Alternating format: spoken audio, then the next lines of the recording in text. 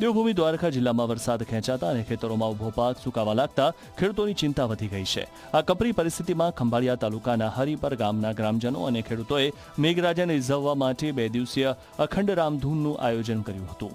આ કપરી પરિસ્થિતિમાં ખંભાળિયા તાલુકાના હરિપર ગામના ગ્રામજનો અને ખેડૂતોએ મેઘરાજાને રીઝવવા માટે 2 દિવસીય અખંડ રામધૂનનું આયોજન કર્યું છે।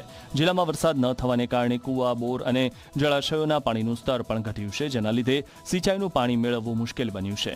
વળી નર્મદાનું પાણી પણ પૂરતા પ્રમાણમાં ન મળતો હોવાનું ગ્રામજનોનો આક્ષેપ છે। હવે તમામ ખેડૂતોની નજર આકાશ તરફ મંડાઈ છે। મેઘરાજા મહેરબાન થાય, સારો વરસાદ વરસે અને સુકાઈ રહેલા પાકને નવજીવન મળે તે માટે ગ્રામજનો ભગવાનના શરણે પહોંચીને પ્રાર્થના કરી રહ્યા છે। મગફળી છે, સોયાબીન છે, અડદ છે, કપાસિયા વાવેતર કરી દીધું હતું, તો વરસાદ ખેંચાવાના હિસાબે અમારો પાક 70% ફેલ થઈ ગયો છે અત્યારે હાલની સ્થિતિમાં। જેથી કરી અને અમે સમગ્ર ગ્રામજન હરિપર આખા ગ્રામજનોએ બધા ભેગા થઈ નક્કી કરી અને રામધૂનનું આયોજન કર્યું છે, સાથે સાથે બટુક પૂજનનું આયોજન કર્યું છે।